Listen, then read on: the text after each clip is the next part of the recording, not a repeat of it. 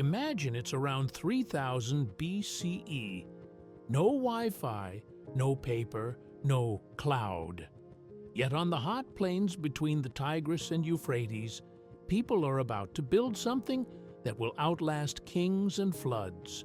A working state, powered by a surprisingly mighty technology, wet clay. Sumer isn't one nation. It's a mosaic of city-states, Uruk, Ur, Lagash, Kish, each with its own temple, leaders, and rivalries. The land is fertile, but only if you manage water.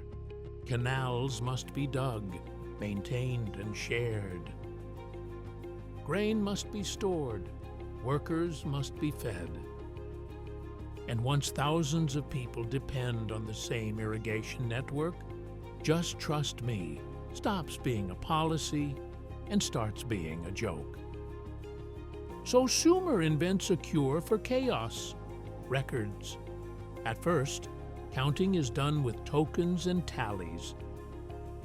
But the economy grows. Offerings to temples, shipments to palaces, trade between cities. Memory becomes an unreliable employee. Enter the scribe, armed with a reed stylus and a very patient personality.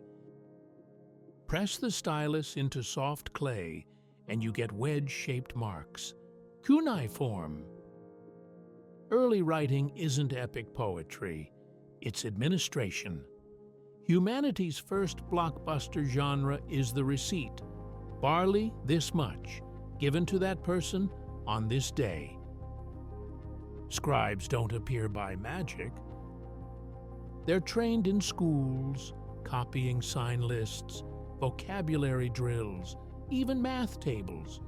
Because if you can't calculate rations, you can't run a city. Think of it as the first civil service exam, except the paper is mud and the grading is intense. And in Sumer, receipts are political. Because whoever tracks the surplus controls the system. Temples function like giant management centers, collecting grain, organizing labor, funding construction. Palaces do the same, especially as rulers consolidate power. But surplus needs oversight, and oversight needs paperwork. Clay tablets make the economy visible. What the city owns, what it owes, who worked, who got paid, and who is mysteriously absent again. Consider a big building project, a temple platform, a canal, a city wall. You need crews, bricks, timber, reeds, bitumen, food, and yes, beer. Tablets can assign tasks, list deliveries, and confirm rations. They also provide the ancient equivalent of per my last tablet. The document doesn't forget, doesn't negotiate, and definitely doesn't accept, I thought you meant next month. Writing also changes dispute resolution. As cities expand, arguments multiply, land boundaries, inheritance, loans, marriages, sales.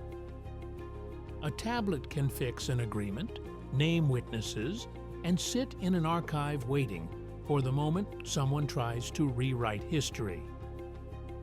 I never borrowed that silver is less persuasive when a baked lump of clay disagrees. Then come archives, shelves and baskets of tablets, state memory. Officials can consult last year's harvest, track long-term obligations, compare rations, audit deliveries, and clay is wonderfully stubborn. If a tablet dries, it survives.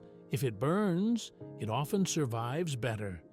It's the rare office fire that upgrades your filing system. Of course, tablets also enable control.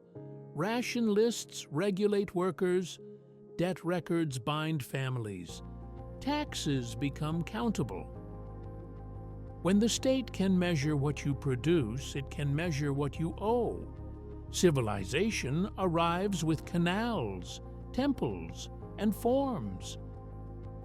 So when we say Sumer built the first states, we're not only talking about walls and armies, we're talking about accounting, standard measures, contracts, seals, archives, and the trained scribes who turned daily life into marks on clay. The clay tablet wasn't just communication, it was governance, legible, transferable, enforceable.